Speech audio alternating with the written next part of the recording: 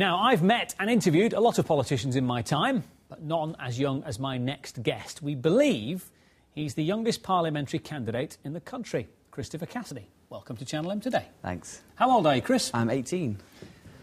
And are you...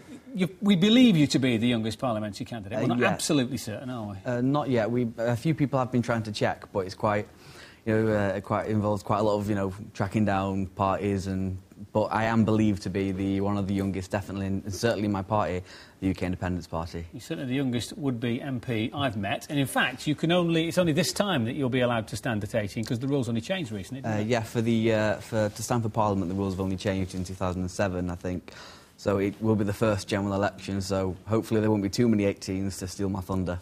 So you will be a very young, prospective parliamentary candidate, but you're not very likely to be an MP, are you? Not very likely, no, but already I've created quite a lot of media interest from this, and I want people in Wythenshawe to know who I am, what I represent, and I also want them to get in contact with me so they can tell me, what I want to do. They can, tell me what the local area needs improving on, and we can work as a two-way street. At the moment, far too many politicians are talking down to people and not letting them have their say. I think after recent events, I think a lot of politicians are being very careful, are they not, to make sure that they aren't talking down to people and they are being open and honest and saying, what's happened recently has made a lot more politicians engage with the public a lot more, hasn't it? They have. I think they're quite worried. The UK Independence Party, of course, coming second in the European elections, has benefited enormously through this, and hopefully, if I can get to the people, the non-voters, more interestingly, and get them on my side, if I can get them to listen to me and we can have something in common about working towards a better Wythenshawe, then the non-voters can easily elect anyone, because over 50% of the electorate don't vote.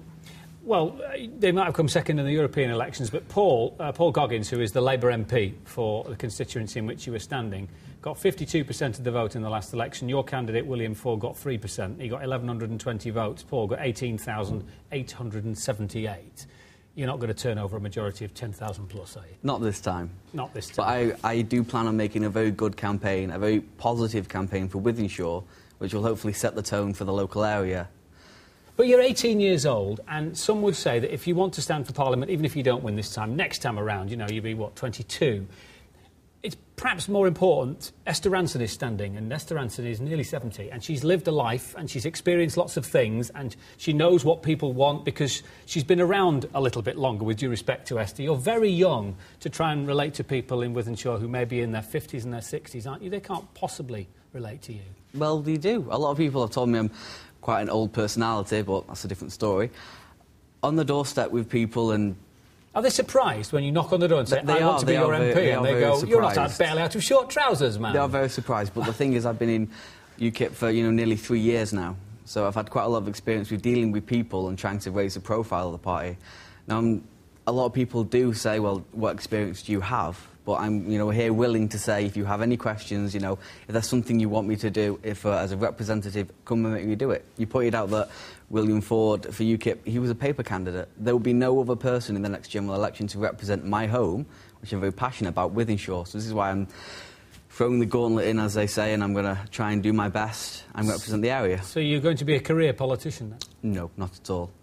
I do plan on going to university, but this is not for the next few years. I do have a full-time job, work as hard as I can, so I'm not a career politician. I just do a lot of, campaigning, leafleting. The local by-elections in Stockport, I was helping with them. You're very young to be in politics, and whilst I make no criticism of that, your mates must just think, what, 18? You should be out on the beer, shouldn't you?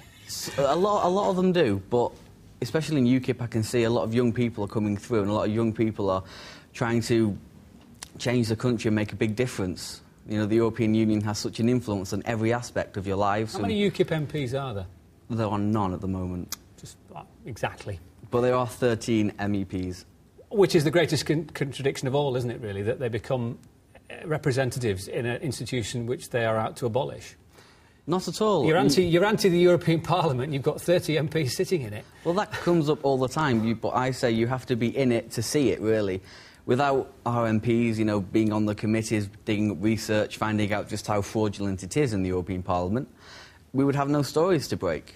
And then you'd know nothing. It would just be again, the public will have no idea. They just have their Labour MEPs or their Conservative MEPs voting for, whatever they're told, because they get, a lot of pay. But our UKIP MEPs are working very hard. OK. Well, it's a pleasure to have met you. Thank you. I shall follow your career with interest, and no doubt our paths will cross again. Chris, nice to see you. Thanks.